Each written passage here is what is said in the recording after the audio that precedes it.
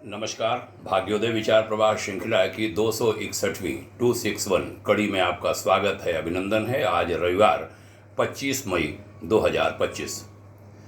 बंधुओं, 6 अगस्त का दिन था। साल था 1945। मानव इतिहास का वह काला दिन जब अमेरिका ने जापान के हिरोशिमा पर दुनिया का पहला परमाणु बम गिराया था। 3 दिन बाद नागासाकी पर परमाणु बम का दूसरा हमला हुआ था। दोनों शहर लगभग पूरी तरह तबाह हो गए थे। पल भर में 1.5 लाख से ज़्यादा लोग मारे गए थे। इसलिए कहते हैं कि लेकिन इस तबाही की भयावहता यही नहीं रुकी। इसके जहरीले निशान आने वाले दशकों तक इंसानों को निगलते रहे। इतिहास में इंसान का इंसान पर किया गया ये सबसे बड़ा और सबसे निर्मम अपराध था, जिसका जिम्मेदार था अमेरिका। फैट मैन और लिटिल बॉय, ये थे 2 परमाणु बम, उनके ये नाम थे, जिन्हें अमेरिका ने तैयार किया था और जिन्होंने इंसानी इतिहास की सबसे भयावह तबाही को अंजाम दिया था। इन्हें बनाने वाले वैज्ञानिक थे रॉबर्ट ओपेनहाइमर। बम गिरने के बाद उन्होंने कहा था कि मेरे हाथ खून से सने हैं। हिरोशिमा पर विस्फोट इतना भीषण था कि महज 1 मिनट में शहर का 80% हिस्सा राख में तब्दील हो गया था। जो लोग बच गए थे उन्हें विकिरण की जहरीली लहरों और काली बारिश ने अपनी चपेट में ले लिया था। बाद में हजारों लोग कैंसर, ल्यूकीमिया और अन्य भयानक बीमारियों के शिकार हुए। जो इस परमाणु तूफान में जिंदा रह गए, उनकी जिंदगी भी किसी सजा से कम नहीं थी। वे लोग हिबाकुशा कहे गए। जापानी भाषा का एक शब्द है हिबाकुशा, जिसका अर्थ है विस्फोट से प्रभावित व्यक्ति। हिबाकुशा न सिर्फ पीढ़ी दर पीढ़ी विकिरण जनित बीमारियों से जूझते रहे, बल्कि समाज के तिरस्कार के भी शिकार बने। उन्हें बीमारी का सोर्स माना गया। बीबीसी की एक रिपोर्ट कहती है कि आज भी जापान में कई लोग हिबाकुशा से विवाह करने में कतराते हैं। उन्हें सामाजिक रूप से अलग थलग कर दिया गया। 86 साल के हैं मिचिको कोडमा। उनका एक इंटरव्यू है एक हिबाकुशा इस शीर्षक से। मिचिको ने हिरोशिमा पर परमाणु बम गिरने की त्रासदी खुद अपनी आंखों से देखी थी और सही थी। मिचिको कहती हैं कि जब मैं आज दुनिया में चल रहे जंग के बारे में सोचती हूं, मेरा शरीर, मेरी आत्मा कांप उठती है और मेरे आंखों से आंसू छलक पड़ते हैं। हम परमाणु बमबारी के उस नरक को दोबारा नहीं दोहरा सकते। मुझे संकट का एहसास हो रहा है, मिचिको कहती हैं। बीबीसी की रिपोर्ट में एक बयान है हिबाकुशा का, जो उस दिन की दर्दनाक जो स्थितियां हैं, उस दिन के दर्दनाक लहमे हैं, उसको आज तक नहीं भूल पाए हैं। वे कहते हैं, जो कुछ भी मैंने देखा वो किसी नरक से कम नहीं था। लोग हमारी ओर भाग रहे थे, उनके शरीर पिघल रहे थे, उनके शरीर से जगह जगह से मांस लटक रहा था। बुरी तरह झुलसे हुए लोग दर्द से कराह रहे थे, चीख रहे थे। उनकी चीखें आज भी मेरे कानों में गूंजती हैं। 1980 में वैज्ञानिकों ने न्यूक्लियर विंटर थ्योरी पेश की थी, जिसमें परमाणु युद्ध के प्रभाव का विश्लेषण किया गया था। यह सारी थ्योरी हिरोशिमा और नागासाकी पर हुए परमाणु हमलों के नतीजों को देखते हुए विकसित की गई थी।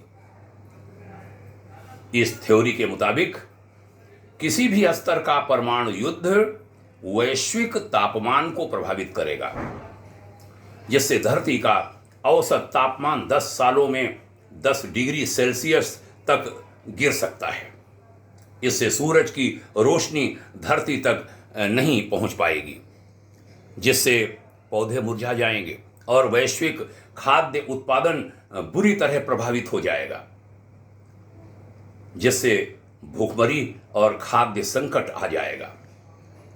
साइंस अलर्ट की एक रिपोर्ट के मुताबिक अगर रूस और अमेरिका के बीच परमाणु युद्ध होता है तो न केवल न्यूक्लियर विंटर आएगा बल्कि समुद्र का तापमान भी गिर जाएगा, यानी धरती एक न्यूक्लियर आइस एज में प्रवेश कर सकती है जो हजारों साल तक चल सकती है। वर्तमान में दुनिया के 9 देशों के पास परमाणु हथियार हैं, जिनमें भारत भी है। विशेषज्ञों का मानना है कि अगर भारत और पाकिस्तान के बीच परमाणु युद्ध होता है, क्योंकि पाकिस्तान के पास भी कहते हैं परमाणु बम हैं, यदि भारत और पाकिस्तान के बीच परमाणु युद्ध होता है तो लगभग 13 करोड़ लोगों की तत्काल मौत हो जाएगी 1-2 मिनट में।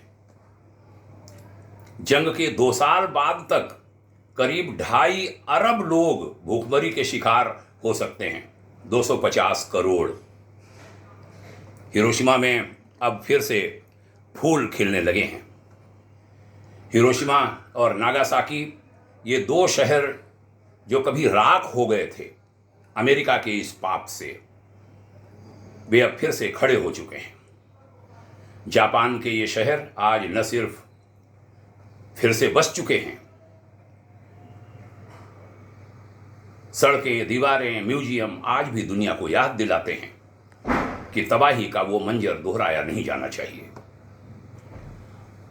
भाग्योदय विचार प्रवाह श्रृंखला की इस कड़ी में ये कुछ शब्द, ये कुछ तथ्य हमें मिले।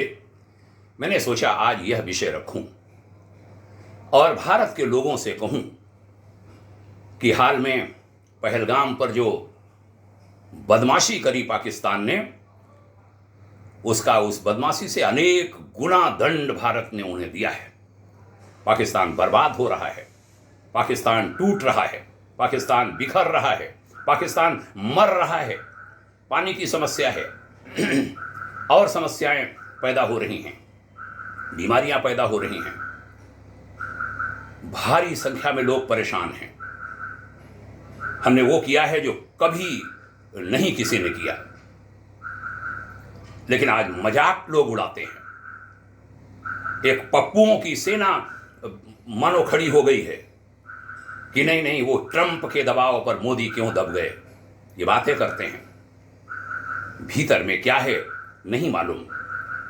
मैंने तो कुछ लोगों से कहा कि ठीक है, तुम लोग बहुत बुद्धिमान हो, तुम्हारे जैसे बुद्धिमान लोग न विदेश मंत्रालय में हैं, न रक्षा मंत्रालय में हैं, न गृह मंत्रालय में हैं, न तुम्हारे जैसा बड़ा सोच वाला प्रधानमंत्री है देश का, न तुम्हारी जैसी सोच रक्षा मंत्री रखते हैं, न तुम्हारी जैसी सोच सेना के हमारे बड़े बड़े जनरल और बड़े अफसर रखते हैं, बड़े विशेषज्ञ रखते हैं। तुम बहुत समझदार हो गए हो, लेकिन थोड़ा भरोसा करो, क्योंकि वो लोग वहां बैठे हैं और बार बार जनता उन्हें ला रही है।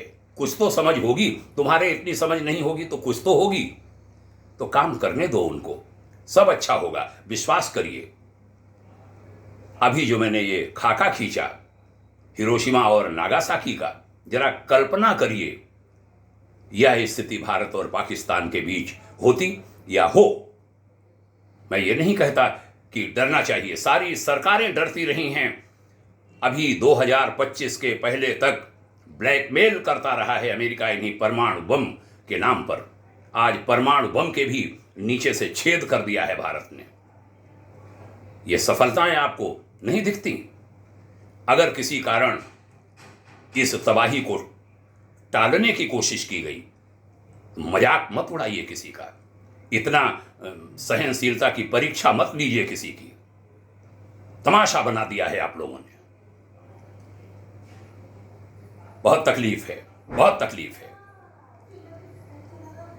जरूरत पड़ी ये सरकार करेगी, वो सब करेगी, लेकिन संभाल के करेगी। हिरोशिमा नागासाकी न बनने पाए, न पाकिस्तान और न हिंदुस्तान। ये सरकार वो सरकार नहीं है कि 26/11 होने के बाद हमारे आईपीएस मारे जा रहे हैं, हमारे ये मारे जा रहे हैं, हमारे वो मारे जा रहे हैं, सैकड़ों मारे जा रहे हैं, हम कुछ नहीं कर रहे हैं, केवल डोजियर खेल रहे हैं। कहा था किसी प्रधानमंत्री ने, हमारे तब के प्रधानमंत्री जी से, इतने सारे प्रमाण मिल गए, वहां का एक जिंदा पकड़ लिया गया, सब कबूल रहा है, तब भी क्यों नहीं एक्शन लेते पाकिस्तान पर। साहब का जवाब था, हमारे वोटर नाराज हो जाएंगे। यह सरकार वैसी नहीं है। इस सरकार ने ठोका है, आगे जरूरत पड़ने पर और ठोकेगी, और ठोकना चाहिए। और भीतर के जो गद्दार बैठे हैं उनकी शुरुआत भी हो चुकी है, ठीक ठाक शुरुआत हो चुकी है। उन सबसे प्रार्थना करूंगा, हाथ जोड़कर, पैर छूकर निवेदन करता हूं कि सब लोग अपने को बदल लो। नागासाकी और हिरोशिमा को याद कर लो। जो मैंने अभी शब्द बोले, ये कथा कहानी नहीं है, ये यथार्थ है अतीत का। बचाओ बचाओ, आगे बढ़ो, सब लोग आगे बढ़ो। धन्यवाद, आपने सुना इस आंतरिक पीड़ा को। आशा है आप सब समझेंगे, और जो पप्पुओं की सेना कहीं बढ़ती जा रही है वो धीरे धीरे घटे, समझदारी बढ़े, और हम यथार्थ में उतर पाएं, यथार्थ में आ पाएं, देश के साथ चलें, संस्कृति के साथ चलें। सरकार हमारा चेहरा होती है, मुख होती है, सरकार के साथ चलें। सरकार में भी जो लोग बैठे हैं उनसे निवेदन, जो गलतियां हो रही हों उनको ठीक करिए, जो उंगली उठ रही है उस पर देखिए गलती कहां है। पप्पुओं की सेना कोई कुछ कहे, कोई चिंता की बात मत करिएगा, देश आपके साथ है, सारा देश पप्पू नहीं है, सब साथ देंगे आपका। लेकिन हां, जहां गलतियां हो रही हों उनको ठीक करिए। आशा है सभी पक्ष ध्यान देंगे। सभी को प्रणाम, नमस्कार। यह वार्ताएं अन्य लोगों में भी अवश्य सुनाइए, यह प्रार्थना करता हूं। भाग्योदय फाउंडेशन आप सभी के मंगलमय उज्जवल भविष्य की कामना करता है। पुनः प्रणाम। जय हिंद। ओम शांति।